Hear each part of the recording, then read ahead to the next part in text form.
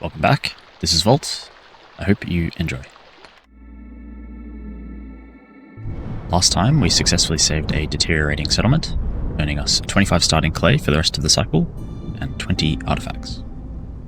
Let's pick up an extra embarkation point, and an additional caravan option. We have one more settlement to go before we can embark on the seal, and it is once again a world event, this time the Bankrupt Trader. We have two options. We can deliver 100 amber before year 11 to gain one starting villager, or we can deliver 250 amber before year 9 and gain 3 starting villagers. 3 extra villagers when we embark on the seal would be very useful, so let's try raising the stakes. We have another new biome for the channel. This time it's the Coastal Grove. I really love this biome. In it we get less blueprints from reputation, and instead we get to send out expeditions into the sea and get random blueprints, perks, and resources. It means you have to be a little more adaptable to what the game gives you. Now let's take a look at our caravans. We have an extra choice now, thanks to our Smoldering City upgrade, which means we should be a little better off on average. Let's take the caravan with 10 villagers here. We're going to turn the difficulty up to Prestige 6, which makes all of our buildings cost more to build, so it's more important than ever to bring in starting wood to make our early buildings. We'll also need a little more food this game to send out our expeditions, and as usual we'll take extra villagers. Let's go.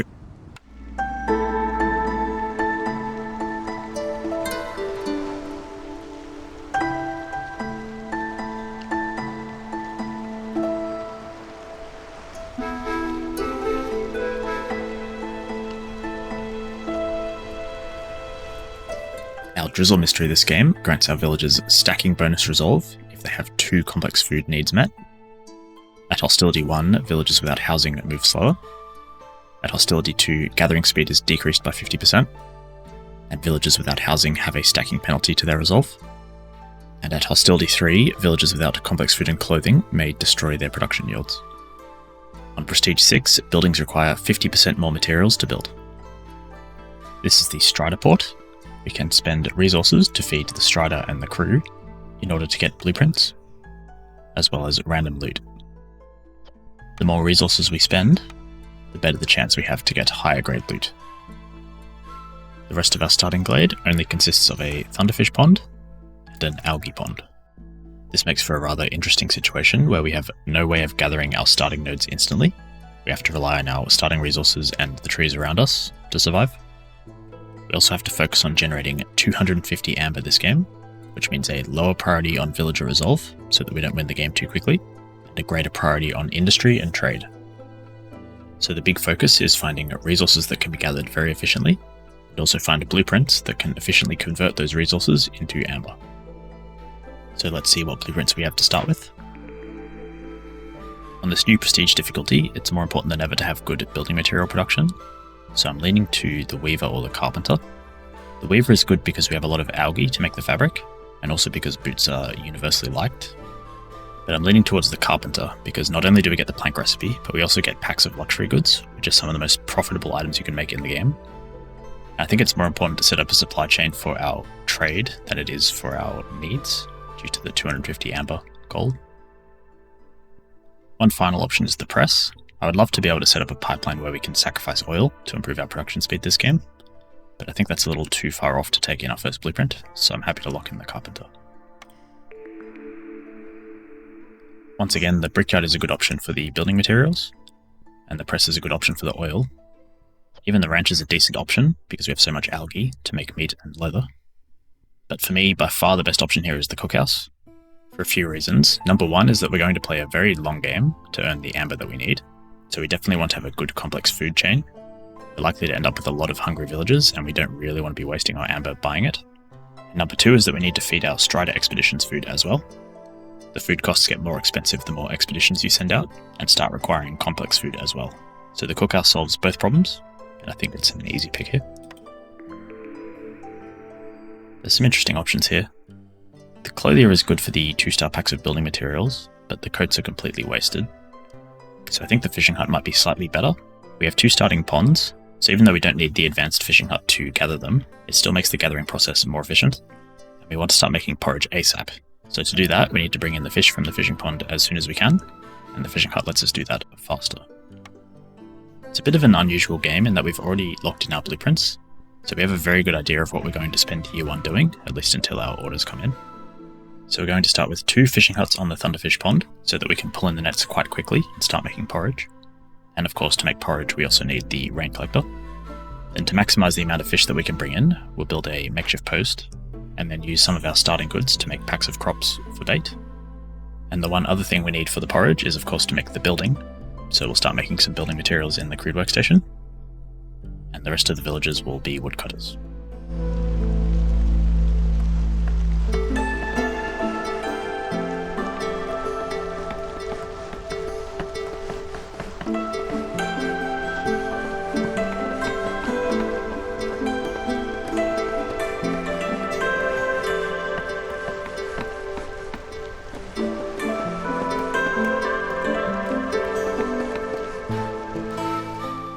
Our first cornerstone is here.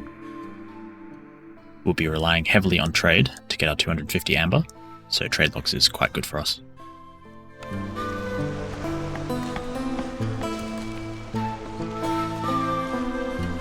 Let's have a look at our first set of orders.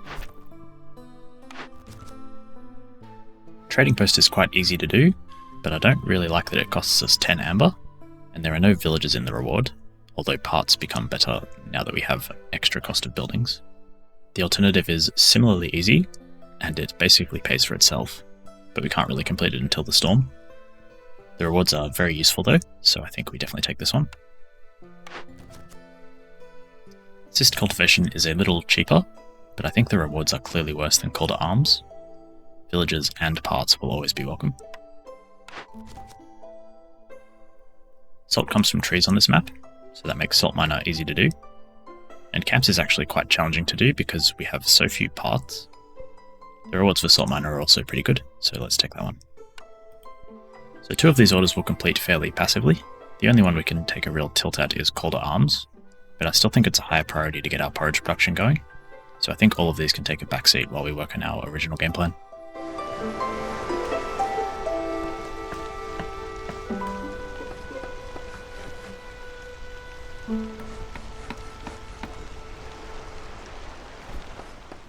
Brought in enough algae from our trees to send off our first Strider expedition. We get to choose what type of blueprint we want to find. Since we want to start making packs of luxury goods, we'll need a blueprint that makes a service good, so I think the best option here is an industry blueprint. Sending extra food doesn't improve the quality of our blueprint, it only improves the loot, so for this first expedition we'll just send off the minimum to get it done as quickly as possible.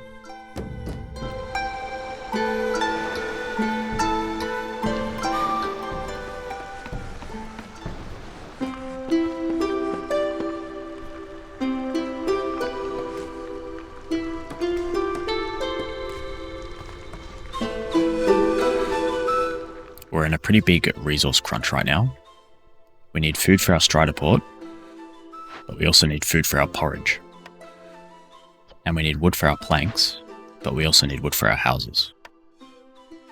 So I removed 1 fishing hut to make enough parts to get another woodcutter camp, so that addresses the wood shortage. And we have a lot of fish in our nets, so I think once we run out of bait, we'll bring the nets straight in and solve our food problem.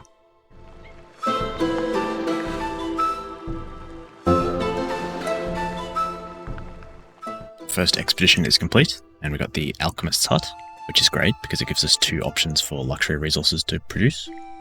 And our uncommon sunken treasure is 15 fabric, 30 scales, and +1 to oil production. When we bring the fish in, we'll start making porridge, but for now we can use some of our starting resources to make skewers. And we've hooked up a rain engine to make that very efficient. We can immediately send off our second expedition, using the rest of our starting mushrooms. We have a little bit of an excess, so this time we can improve our odds a little bit.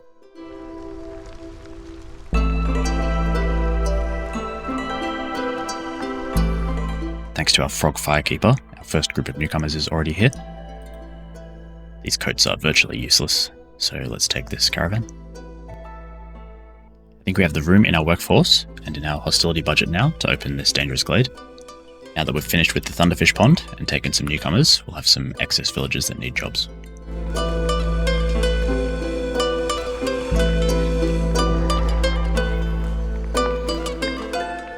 pretty nice dangerous glade for us. We have the large fishing hut, so we can fish both this large algae pond and this large thunderfish pond. There's also a few coal veins and some fertile soil. Then for events we have the large encampment, which will allow us to get 4 extra villages once we gather enough vegetables from the trees. There's also a haunted cooperage, which we can cleanse to get ourselves a flawless cooperage. This is actually quite nice because we get the 3-star packs of luxury goods and the 3-star barrels that we need to make the wine and the tea. So we definitely want to cleanse it, but we'll have to wait until after the storm due to this working effect. And we also don't really have the goods we need to solve it yet. Then our dangerous event is the large destroyed caravan. If we don't solve it in time, trading and trade routes won't be available until we do. And we can loot it at the cost of even more resolve to get oil, scales, dye, and paste. We can send it to the Citadel for an extreme expense to get a little bit of rep. We're going to need some oil to cleanse this cooperage, so we can get that from completing this large destroyed caravan event.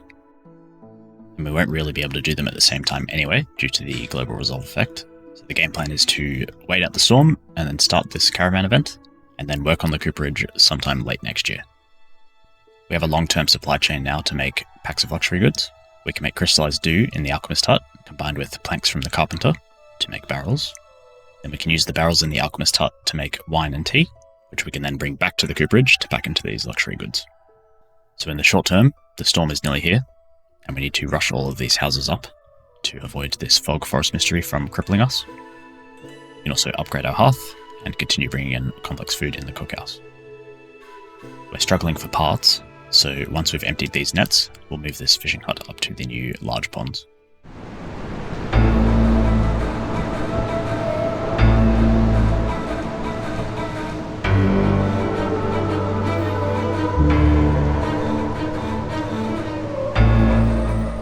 We've gathered enough salt from the trees to complete this order, getting us +1 to salt production and, importantly, some more parts to make some more camps. That also earned us a blueprint. I don't like any of these options, but I don't want to waste any amber re-rolling blueprints this game, so I'm okay with just taking the herb garden for our fertile soil. We don't have a good second food source for our skewers, so we could use the roots for that, even though it's pretty inefficient. It's better than nothing.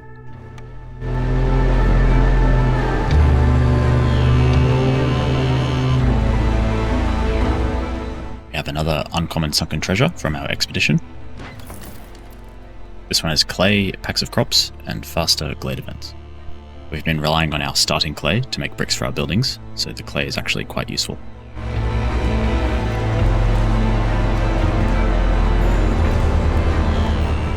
We can now complete our stormwater order, getting us +1 to stormwater production and some extra villages, which also gets us another blueprint.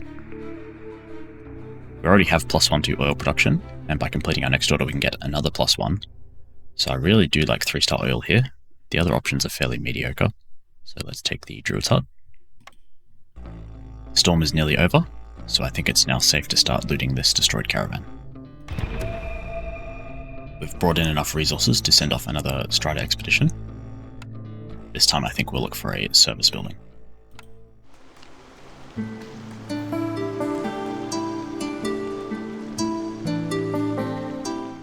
Let's see our Year 2 cornerstone.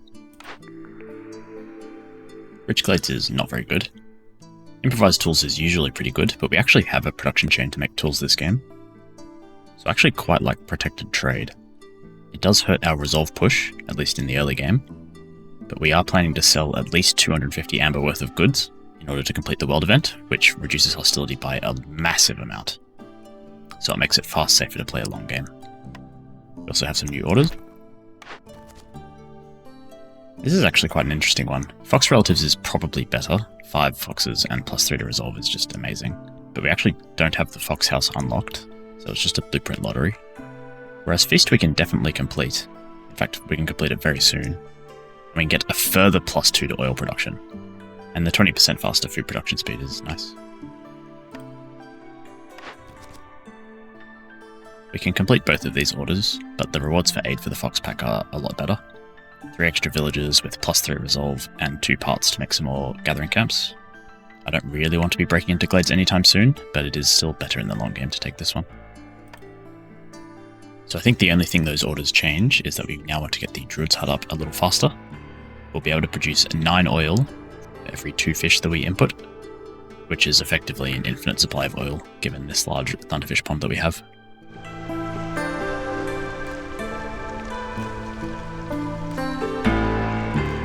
We badly need more villagers, so it's a good thing our next batch of newcomers is here. I like the eggs here, they can go into our skewers, and the 1 amber is also useful.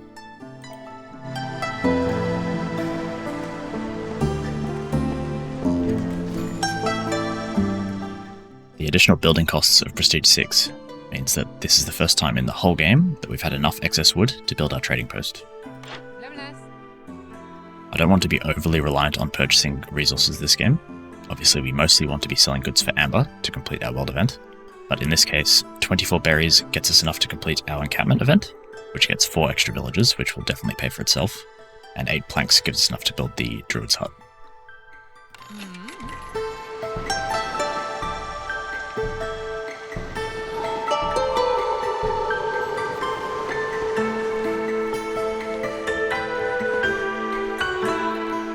I think it's also worth picking up some extra bricks.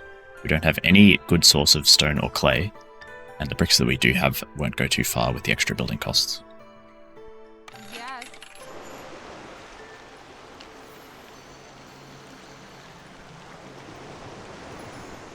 After eating some complex food and bringing in some oil from the Glade event, we've completed another order.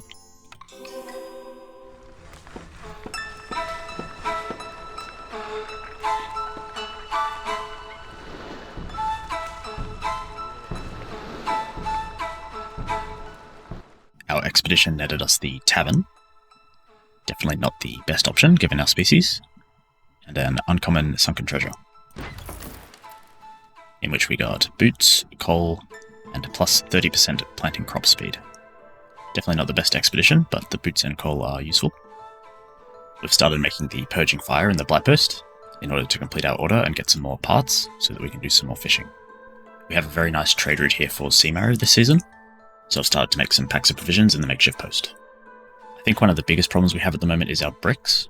It's going to be very hard to both house our frogs and build the second hearth before this next storm.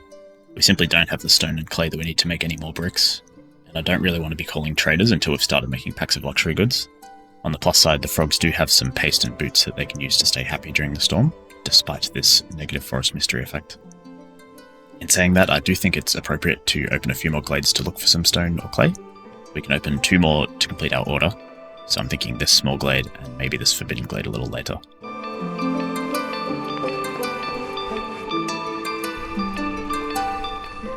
Our purging fire order is complete, which has great rewards.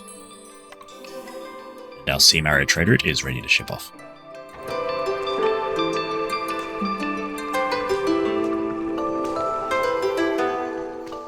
Not an amazing glade for us. Just another fish pond, another coal vein, more fertile soil, and a cache. The vegetables and plant fibre could be useful, but certainly not what we're looking for. The forbidden glade might be a little risky going into the storm, so I think this dangerous glade might be a better target, and it's a little closer to our hub as well.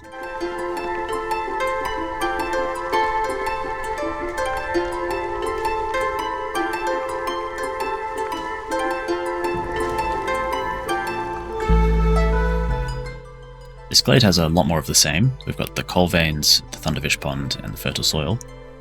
But there's also some small and large berry nodes, which could be useful for our skewers. There's a clearance water geyser. There's an abandoned cache, and this has bricks in it, which is great.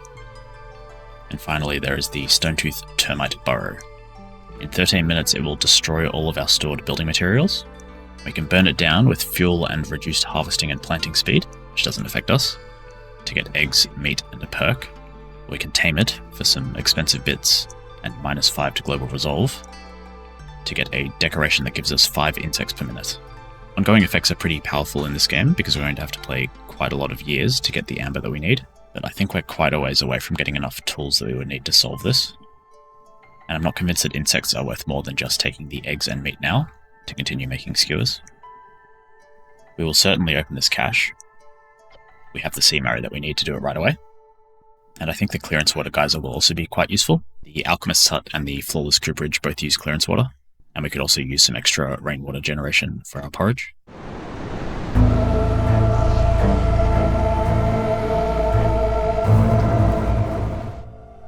We have some newcomers in the storm. I like taking extra foxes here, and the clay also helps us make some bricks. We're still really struggling with building materials, but we're not far away from finally getting these 2 production buildings going, the Druid's Hut and the Alchemist's Hut. With those, we'll finally be able to cleanse the cooperage and start making packs of luxury goods. We're bringing in the nets of the algae pond. The algae will go into crystallized dew, the herbs will go into tea and packs of provisions, and of course we'll continue using the fish as a complex food source.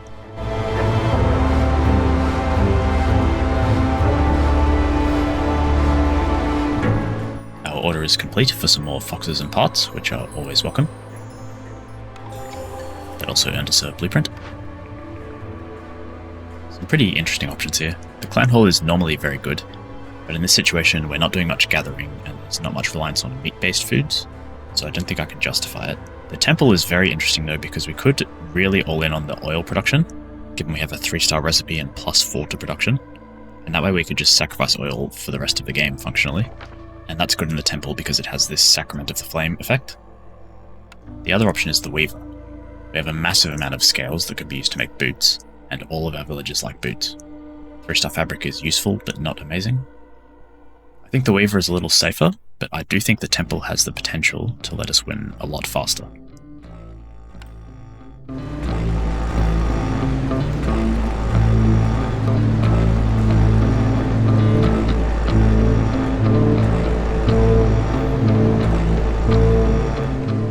Druid's Hut is now at full capacity, making oil, and so for the rest of the game we should be able to sacrifice oil to get global production speed, which also improves our temple's effect.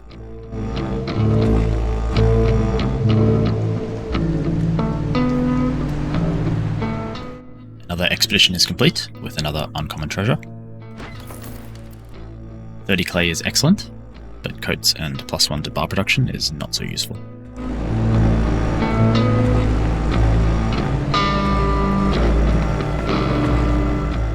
This game is obviously going to be quite a long one, between the world event and the prestige difficulty, so I'm going to split this video in 2.